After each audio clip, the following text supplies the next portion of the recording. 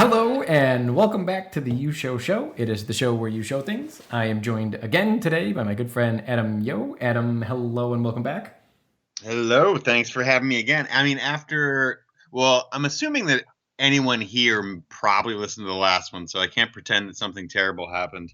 It was great, so I'm glad glad to be back. Yeah, after the chaos that ensued Yeah. in between the recording of both of these episodes, because they definitely weren't filmed back to back.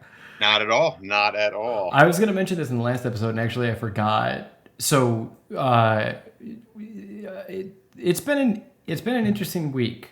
Two things. One, I know you shared something on Instagram about this, which is that the artist Doom. He passed away in October, but it was announced last week that his wife came out and said that she died, and that sucks. I don't know a lot about like the rap and the rap world, and I'm just being honest. That's just I just never got on that boat. That's really my only reason why. And but I did know Doom. I know Doom, and I fucking love his work. And so before we get into your album, I just wanted to kind of, I don't know, I guess mention it. Like if anyone is into very, very good poetic rap, check out Doom. He goes under different names. So like he's most famous known for MF Doom. There's his album Mad Villain, and then there's my favorite, which is did you ever listen to it? It's called JJ Doom, Keys to the Cuff. Oh yeah. I fucking love that album. Did you see the music video for Hello Governor? No, I don't think I've ever seen any of his projects videos. He has you can find it on YouTube. It's Hello Governor Okay. is the music video, and it's hard to explain, but he films everything twice, and then he splits the screen in half. So it's like one take is on the left and then another take is on the right. So it's like similar, but it's different. It's hard to explain. You got to watch. It's really good. It's worth checking out. Oh, And cool. then similar to Dan Deacon, he did a lot of work with Adult Swim as well. He did like a lot of work with like Aqua Teen Hunger Force and Yes. made a lot of very funny music. He worked with Tom York. Him and Johnny Greenwood and Tom York did a remix of a Doom song called "Retarded Friend," and Really? it's worth checking out. It's really good. And actually, Tom York came out recently and said that he was very saddened by Doom's passing, and that he felt like Doom was like a major influence on the music and obviously rap scene as well. He was a super cool dude, and it's a bummer he's gone. So quick little tribute to Doom. If you're not familiar with Doom, I highly, highly recommend checking him out. I would imagine you're a fan as well.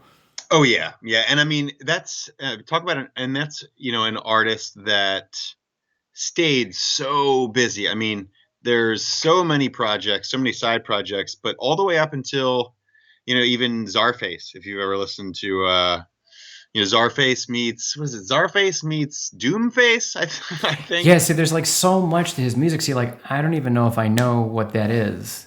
Yeah, it's more recent. It's like I want to say it's a side project of Inspect the Deck from Wu-Tang. I want to say they did a full album, maybe like 2018, 2019. That's fantastic. I mean, he just never stopped. Truly never stopped, and it was always of a fairly dependable quality. I can't comment on a lot of his projects, but like you mentioned before, Mad Villainy is an absolute classic. Yeah, it's really good. And I don't know how to talk about rap, but a lot of rap is always a product of the times of whatever's happening in current culture.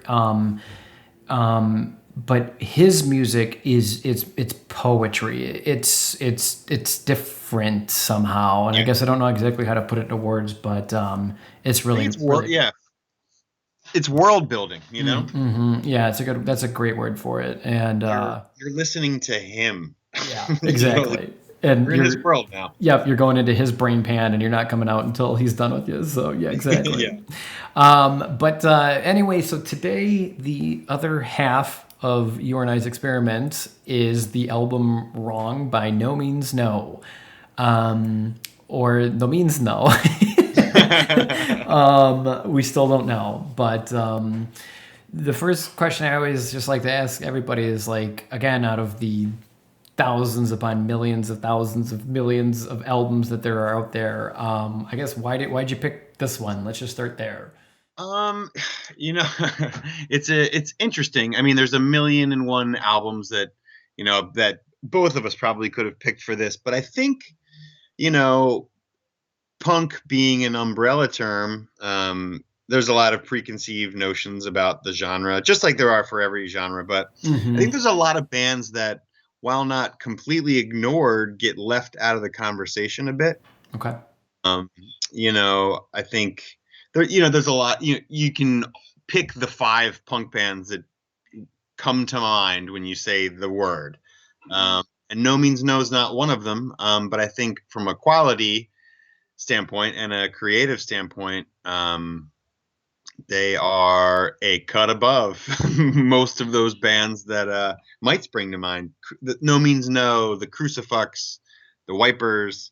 There's a lot of bands that kind of get left in the dustbin a bit. So I kind of wanted to put a little shine on them, I think.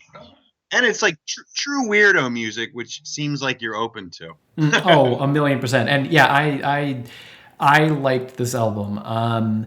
There was just this moment where for like a split second I was kind of like, oh no. But I got into it and I liked it.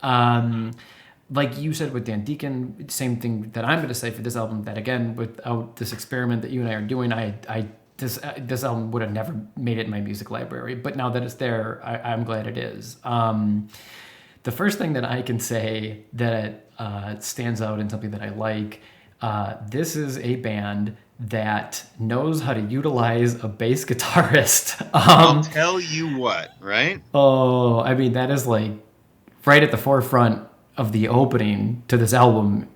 It's just bass, and it's a bass guitarist, but it's like he's the lead guitarist. And it's awesome. It's really, really, really, really well done.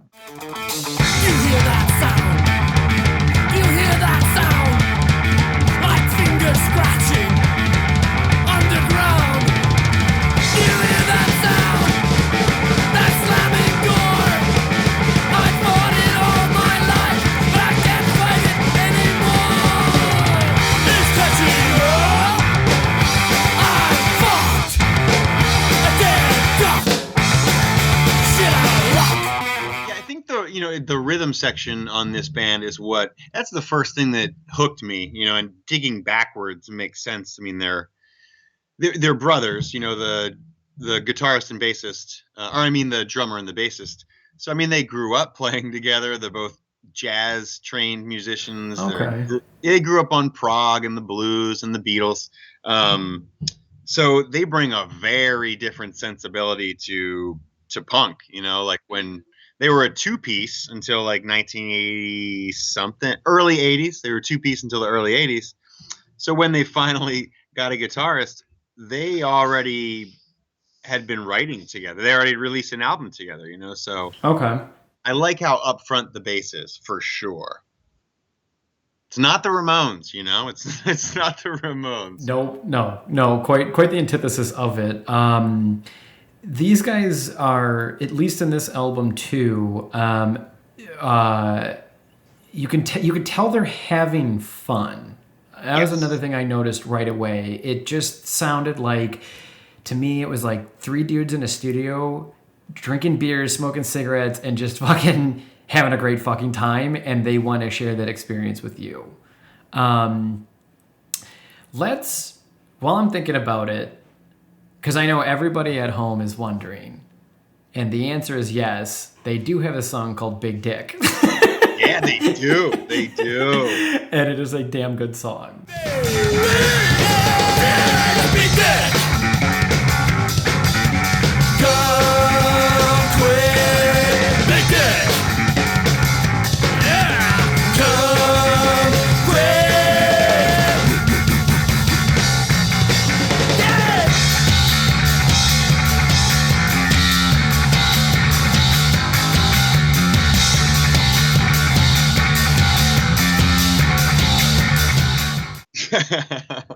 Yeah. That's quite the refrain in that song, I gotta say. Yeah, it's so it's a blend of punk music, well done punk music, mixed in with moments of seriousness, moments of talking about again like truths, moments of acceptance, and maybe perhaps when not to accept things is the heart of punk, and mixed in with a little bit of, I would say, like childish humor, but in a good way. It's not over the top. It is not overt.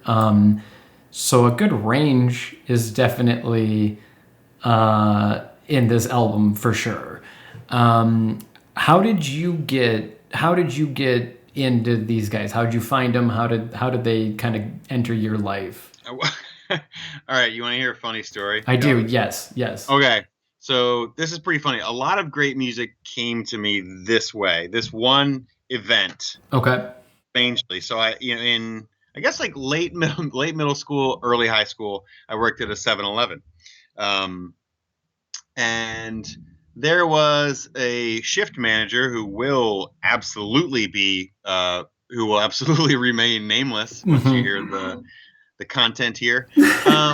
Was just, like he seemed like he was 50 at the time. He was probably, 24 years old, but, a much older guy than I was. And he had a rad tape collection, which was already antiquated, So he had this old punk tapes, and he had an album by NoMeansNo, not this one, but he had an album that I want to say was called 0 + 1 = 2. Okay. And he would play it all the time, and I just got hooked. It was like nothing I'd ever heard before. I was existing on a steady diet of, radio music and grunge, Would he play it at the 7-Eleven? Yeah.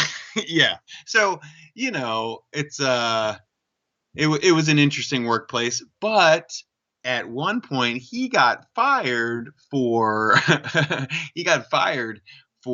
jerking off. Oh boy. In the back room during his shift. And when you're when you're fired in a hurry like that, yeah, I don't think you're quick to gather all your things, aside from the deep fear and the shame.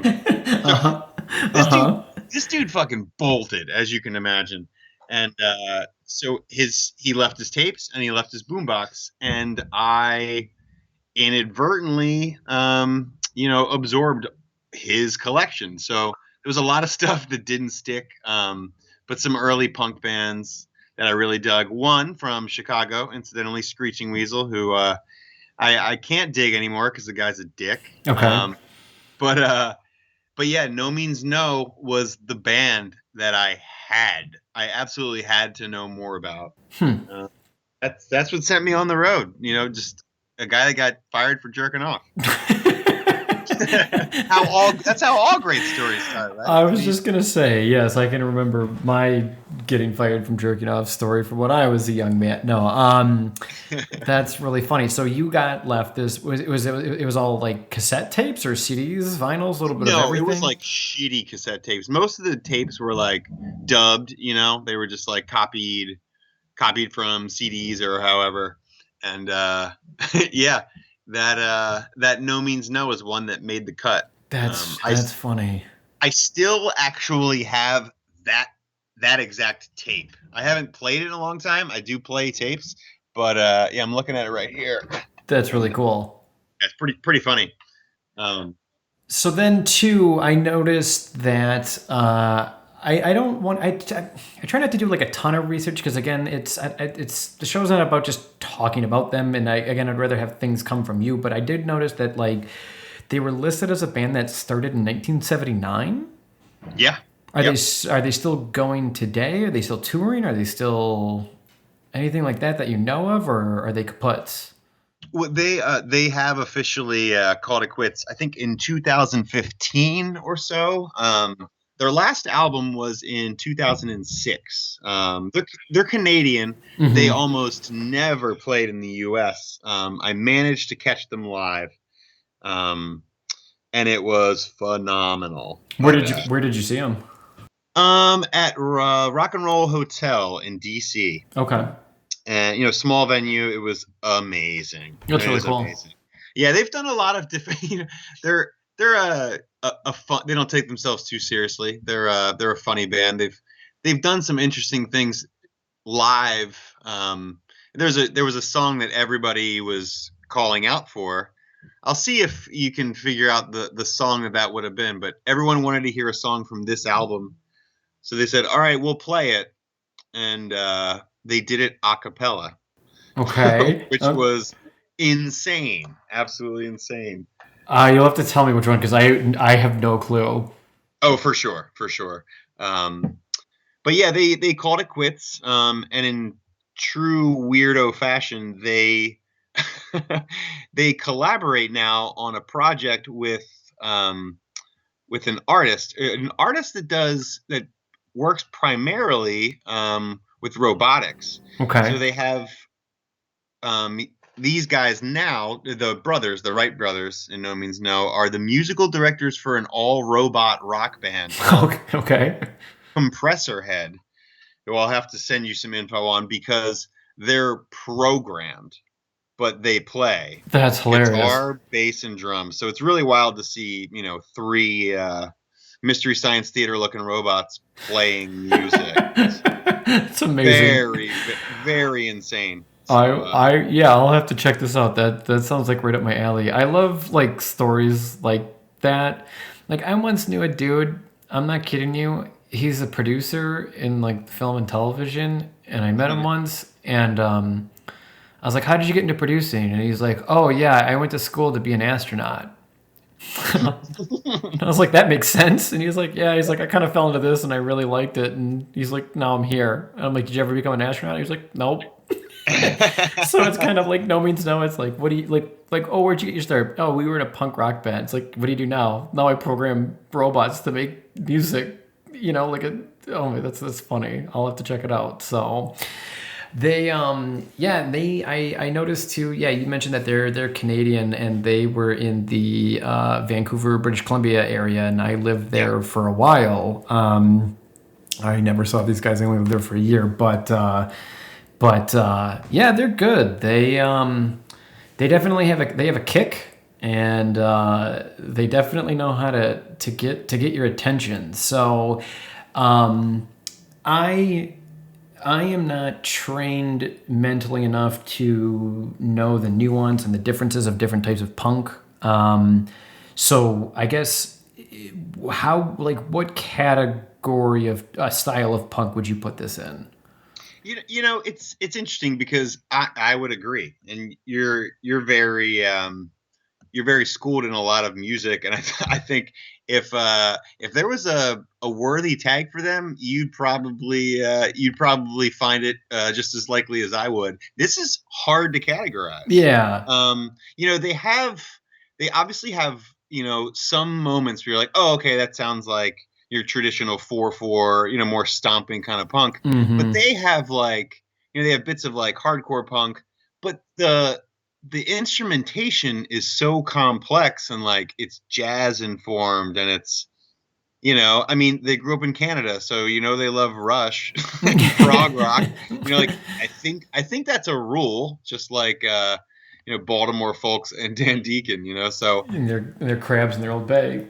Yeah, nothing sounds like them. Nothing sounds like them. So, because I was trying to think of that as well. Of like, there is a little bit of Ramones in here. There is a little bit of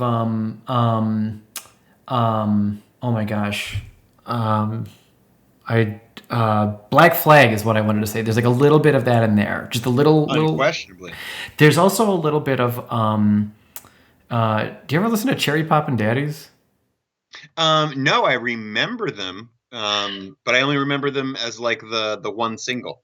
Yeah, they have the song called Zoot Suit Ryan, and and that album, I can't remember the name of. It's their first album. I think they have two, but their first album is actually really good. I think anyone that might be a fan of this might be a fan of that as well. It is worth checking out. But anyway, this album reminded me of that briefly, where and Cherry Poppin' Daddies have an origin in punk, but they also have an influence of ska. So they made this like 1950s jazz, ska band, and it's really good. And I feel there's a little bit of that in here as well. So yeah, I would say too, it's hard to pinpoint.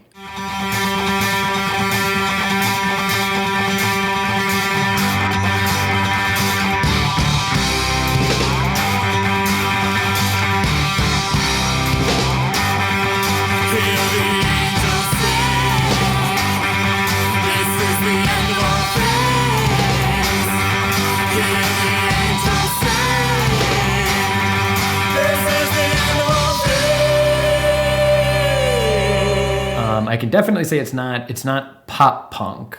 No.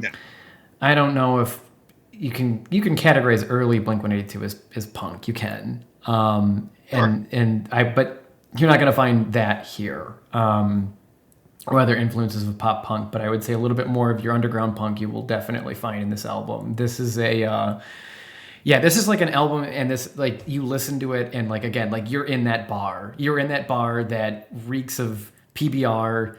The toilets don't work. Like I was saying, like last episode, like the Empty Bottle here in Chicago.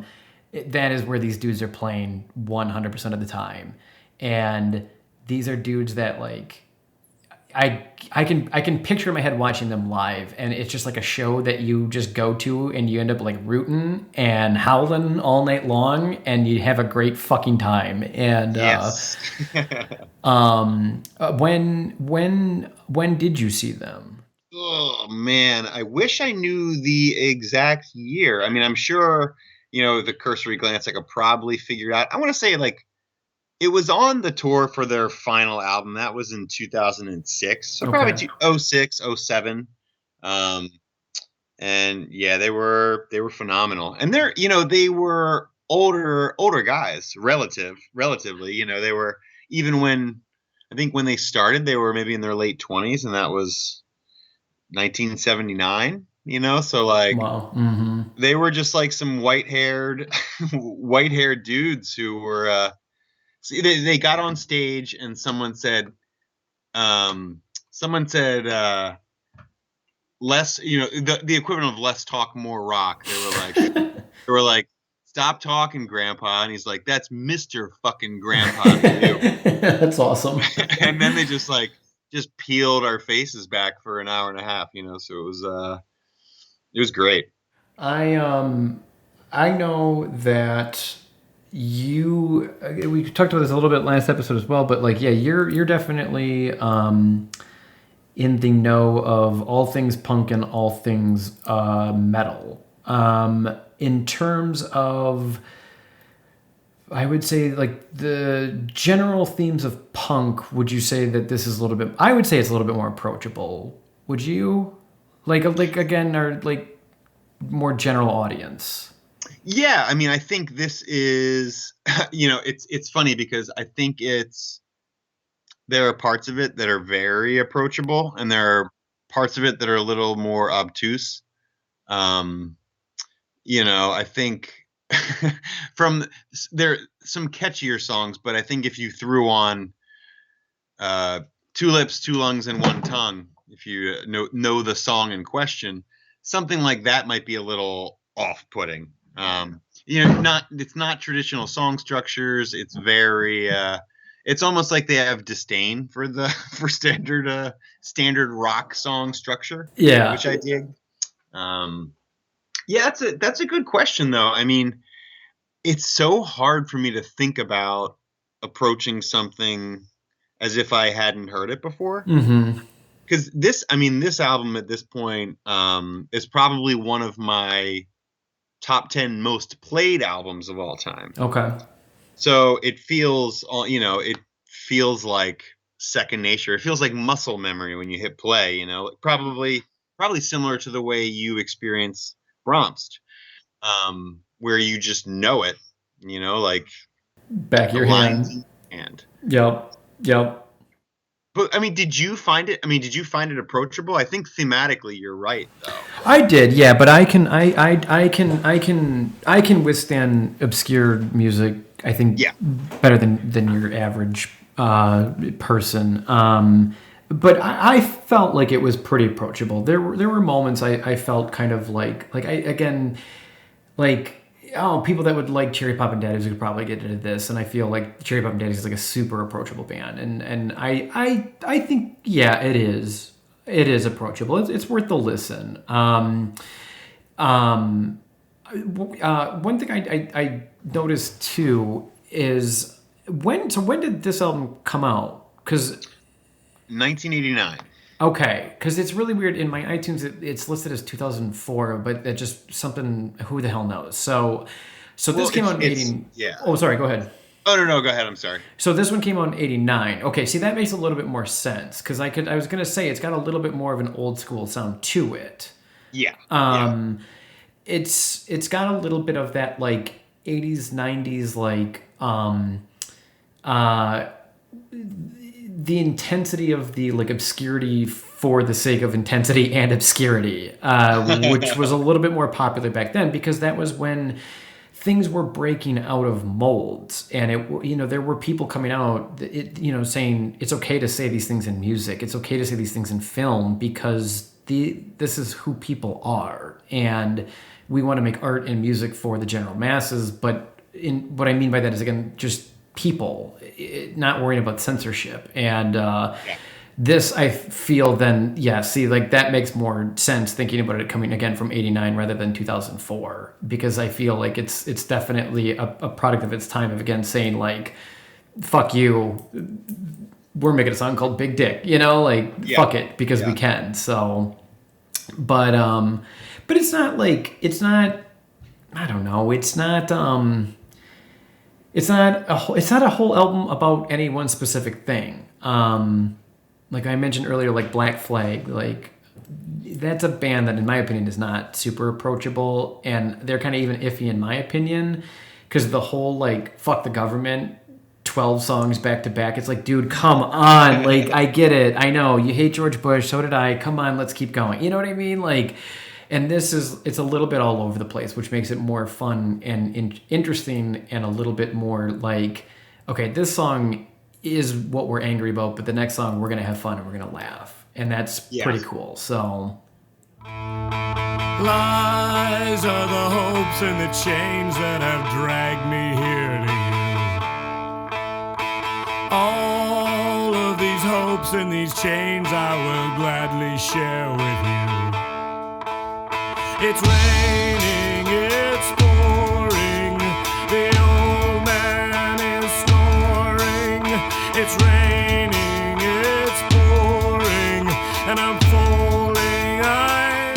Yeah, I think, that's an interesting point, and I think that, like, this feels more like a pinball game, and I think they do a really good job of, of allowing themselves to look dumb on the surface.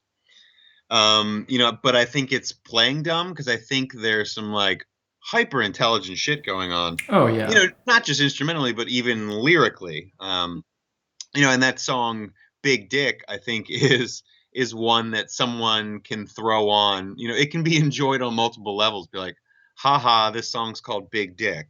And you listen to the lyrics and you're like, this is a pretty feminist song. It's also like, I feel like sometimes too, there's an artistry to creating something like this that they understand how you're going to feel while you're listening to it. And that's a form of punk.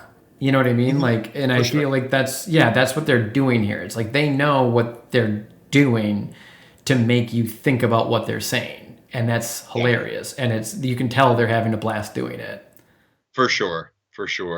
I think they, and lyrically they approach this stuff a lot, but they do, they address a lot of, that primitive impulse in humans. Mm-hmm. And I think they do it in a witty way, saying like, look, we're aware of it. And it's fucking ridiculous. I mean, like Big Dick is always the song that I kind of feel like I end up defending. And I don't mean I'm defending it from you, but I feel like someone reads the title and they're like, oh, that's ridiculous. Yeah.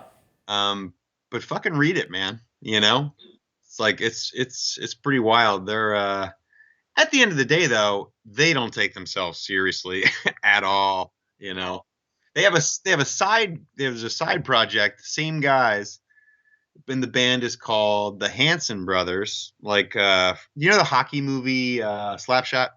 I think so. I don't. You don't need to watch it at all. But the three brothers in that movie are the Hanson Brothers. Okay. And, so their side project, and all the songs are like, it sounds like the fucking Ramones, and the songs are all about hockey, and it's ridiculous and it's fun. That's hilarious. But, yeah, it's pretty funny. But they actually spoof a Black Flag album cover for one, so you were spot on there with that reference. That's funny. Yeah. I guess then too, would you say this is your favorite album of theirs? Tough to say. It's you know, they actually got pretty, you know, to say this is easily their most approachable and successful album. Success being an extremely relative term. Mm-hmm. Yeah.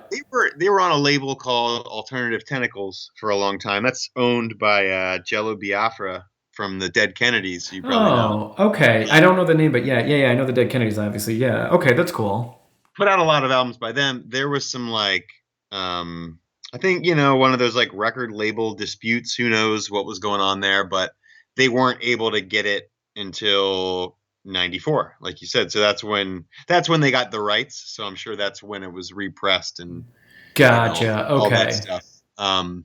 But yeah, this is their big one. Probably not my favorite. One of their last albums was an album called One, and it's a lot slower, a lot moodier, kind of depressing. They do like a 10-minute cover of Bitches Brew by Miles Davis. That's like two drummers.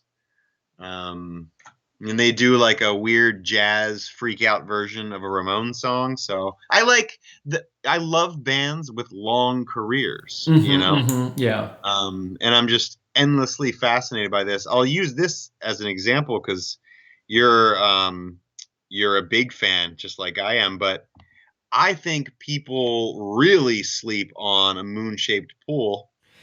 Yeah, I love that album. Yeah. I think it's absolutely brilliant. It's brilliant. Thank you. I agree. I think it's and it's really quick because that album is like it's stirred up a little bit of controversy amongst Radiohead fans, and if you listen to that album, that is every sound they've ever made at the start of their career in one album. Yep. And totally. Yeah, it's beautiful. Yeah. Oh yeah. Really? Is it a divided camp? I just thought it was kind of ignored, but like, are there people that don't like that? That's insane to me. Yeah, no, there are. There's a lot of people that say it's not memorable, and I can kind of understand what they mean, but I love that album. It's hard to talk about that one without going. I don't want to spend the whole episode on it, but yeah, no, but getting back to what you're saying is like to again have an album where you can hear. I love that too, where you can hear. It's like movie directors or a painter or photographer. You can when you can see that progression is that's something I personally love. Like you said, there are some bands where it's like, yeah, we did like 2 albums and we were done, and then there are some bands that are like, we did 11 albums, and you can hear. If you sit down and you play the first one and go all the way to the last one, you are going to hear complete differences in tones and themes and ideas and suggestions. And so that's cool that you say that one of their last ones is a little bit more slower, because this album has a slower song. It's called End of the World, which is a beautiful fitting title for everything that's going on. Quick little rabbit hole. We are currently recording this album on January 7th, 2021. And yesterday there was a group of, como se dice, insane hillbilly rednecks. White supremacists? White supremacists, neo-Nazis that tried to take over a certain government building. So listening to End of the World is quite fitting in these times. Why do these eyes of mine cry?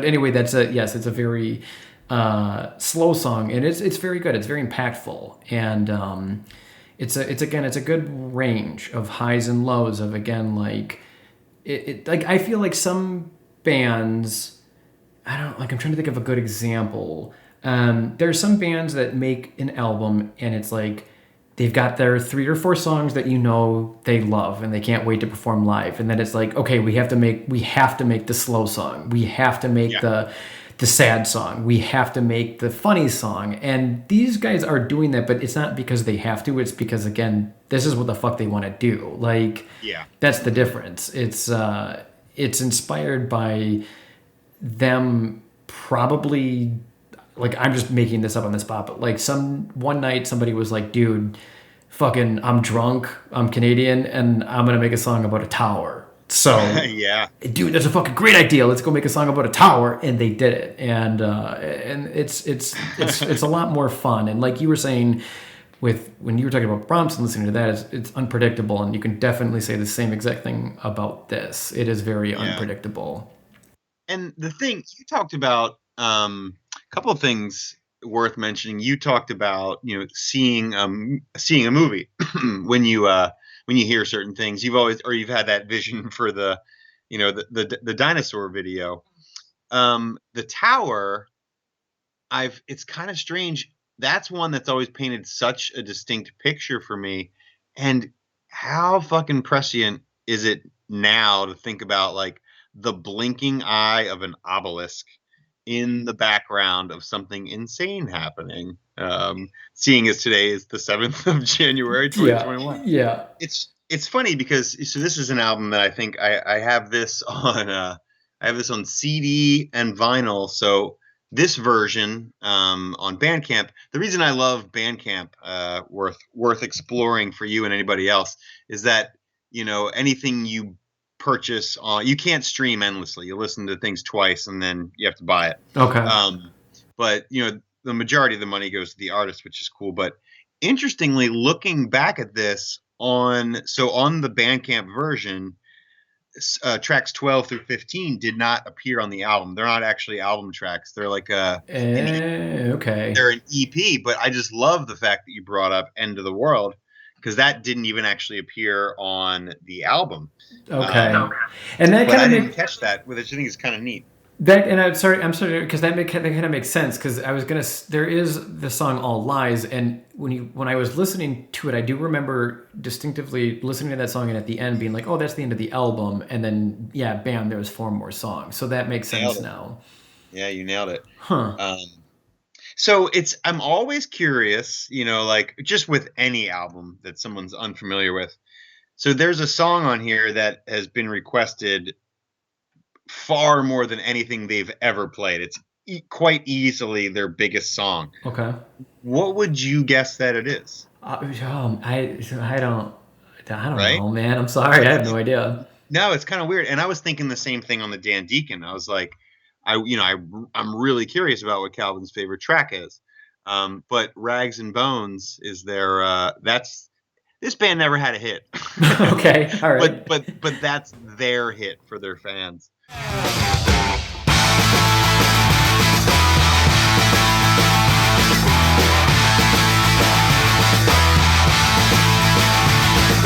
Rags and bones, are we finally alone? Yeah. Rags and bones, are we finally alone?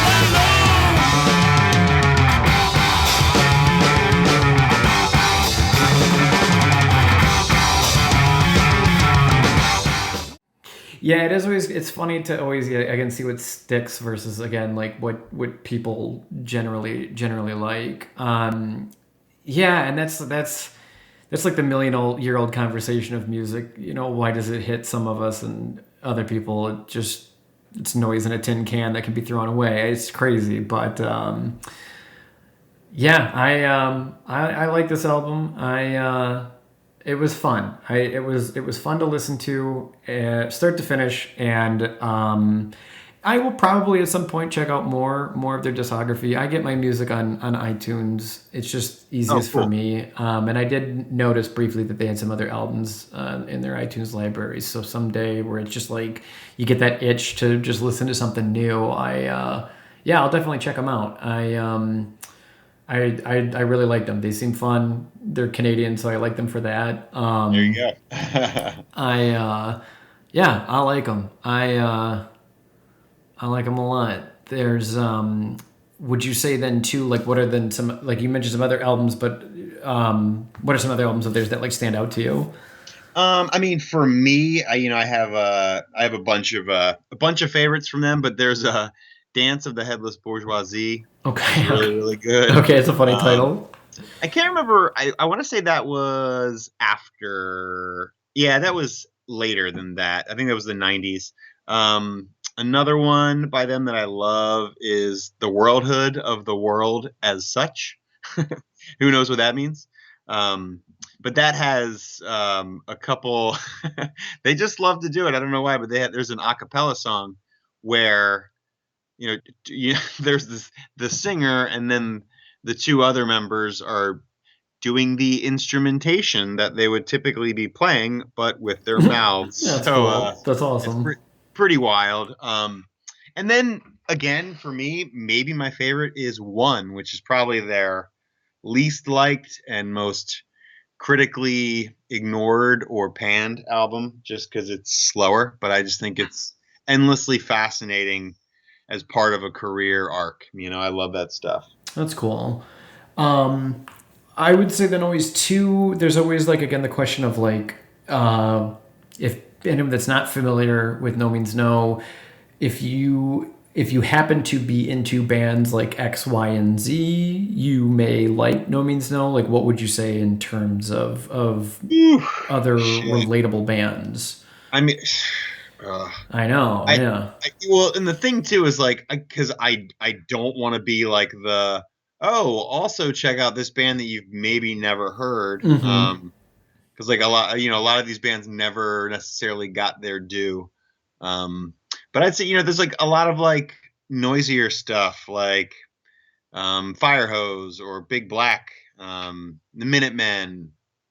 I think even like you said, Black Flag. I think the latter day Black Flag stuff, like from My War and on, when they got really kind of weird and long winded, and less overtly political and basic. Um, but I would also say, check out Alternative Tentacles. There's just some weirdo stuff on there. Okay. Some really, really. It's all it's the Isle of Misfit Toys. The stuff that doesn't fit on the shelf next to the Sex Pistols and the Yeah. Ramones. Yeah. Yeah. For You know? sure. So yeah, it's an oddball choice, but I love this album. The other thing about it that I think it's fun. It doesn't have any challenging emotional resonance for me. So, I don't put it on and fear like, oh shit, I'm really gonna drag myself deeper into this burgeoning depression, Yeah. or I'm really Yes. anxious. It's none of that. It's just it's just chill. No, I It's agree. it's a fun mood. I agree 1,000,000%. It's again, I think listening to this, the only reason I think anyone would stop it is just it's just simply straight up not their taste. But I think that anyone that would be in this realm of listening again will have fun listening to this album. It's got like sounds of kind of old and new. Obviously it came out in 89, so by that I mean again there is like jazz influence in this, mixed in with a little bit of angry punk, so you'll Yeah. get a little bit of everything in there, and I like that. I love the Ramones. Who the fuck doesn't? Oh my god, yeah. But when I play a Ramones album, after like 6 songs, I'm like, dude, okay, like I gotta take a break. You know what I mean? Like I gotta take a break. Sure. Oh It's yeah. the same effect of when I watch It's Always Sunny in Philadelphia. I love that show. It's hilarious, Yes. but after like 3 episodes, I'm like, okay, I'll watch 3 more episodes in a week from now because there's only so much of this anger I can take. Yeah. But Yeah. That's a that's a funny example because I'm the same way with Always Sunny. It's like you're eating the richest dessert, and you're like, Mm-hmm. this is the fucking greatest thing ever, but I gotta stop soon before I throw up. Before I throw You up know? and yeah, like the pants of my button pops off. Yeah, exactly. I had this is a rabbit hole, but I had a friend in college, Kenton. I love Kenton to death. He's a great friend of mine. We still talk today, but he always everything had to be a fucking drinking game. I still to this day I don't know why. I mean, the why is because we were in college and we could. You know, that's the why. But like, why? Anyway, so everything was always a drinking game, and he had this one where he was like, take a drink of your beer every time they say something insulting, and we were like, dude, get fucked, Kenton. Like, we're just gonna be just Stop. drinking the whole show, dude. Like, come on, man. It was funny. But yeah, the album is Wrong from No Means No. Awesome fucking kick-ass Canadian punk band that doesn't take themselves too seriously. I think that's a good generalized statement. For sure. Yeah. I'm trying to think if there's any other like questions, comments, or concerns on the band. Anything else that you can think of? No, nothing really, but I'll tell you, you said it, I think you led with this, but if you're a bass player, yeah, you definitely need to listen to No Means No. Yeah, the way that it's used as the front guitar, but it's also used as a general bass guitar at moments as well, and that is something very interesting and worth checking out because it ebbs and flows really, really, really, really well. Yeah, there's definitely like there's a good flow to it. They don't overload you with all the manic stuff right away. They don't, Big Dick isn't song one, No, exactly. Yeah, they'll ease you into it. So, how many albums did they have in total? I think I saw 11. Yeah, that sounds about right. I think mean, I they, saw that. they started in like 1982. So, by the time these guys hung it up, they were in their 60s. That's So, crazy. That's so cool, though. yeah. And you hear it and you're like, there's no way these guys are in their 60s. What the fuck? But yeah, they were prolific. And then they had, I want to say, 3 or 4 albums as the Hanson Brothers, a smattering of EPs, and then, yeah, some pretty cool. Pretty cool. That is really cool. I would recommend people to check this out. I'm glad it's now in my music collection library. It'll be a fun album to come back to, and that's like this is another like rabbit hole that has nothing to do with anything, but I want to talk about it. That is, I'm thankful for doing this show for is that like music, and this isn't obvious, but like like music creates attachments and memories and. So it's like, yeah, every time I listen to it, because I'll listen to it again. It's fun to go even back, even still to this day. Like I'll listen to a Linkin Park album every once in a while because that was just my favorite band in high school. It doesn't really mean anything to me anymore, but there's just memories that's attached to those songs, and that's a big obvious from music, but. That is forever. This album will be the Adam Yoe album till the end of time. So you're officially stamped on this. Well, that's what I was going to say. I mean, that's what I was going to say too. Piggybacking on that, I love that that you showed me this. Obviously, we haven't. Certainly not during a pandemic. I'm not sitting on your lap right now. Yeah. So people know we're being safe.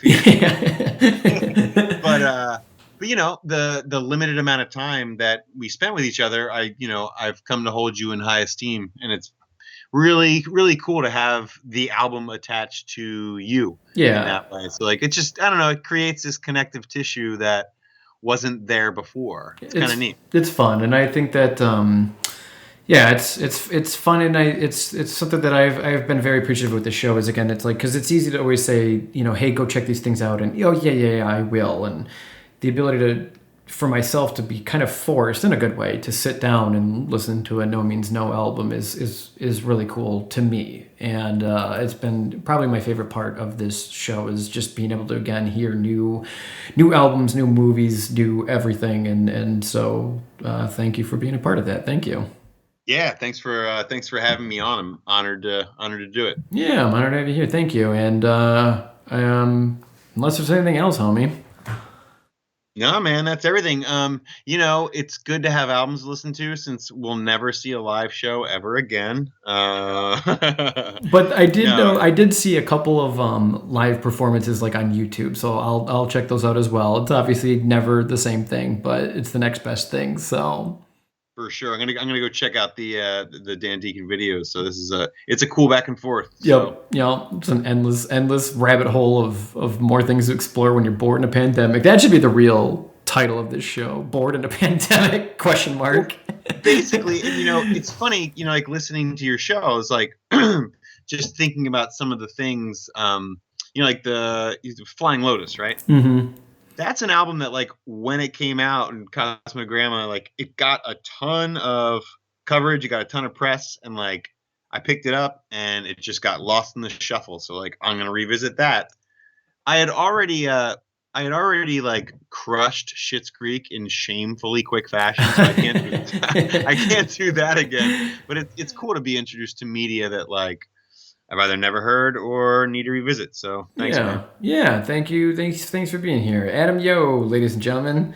Thank you for being here, and for everybody at home, thanks for tuning in. We will be back next week. I actually don't know who the next guest is. That's the first for the show. So Cool, okay. your all guess is as good as mine as the who the hell is next. So either way, thank you everybody. Stay safe, and don't let the terrorists bite. Right on. It's a terrible way to end the show. Okay, bye everybody.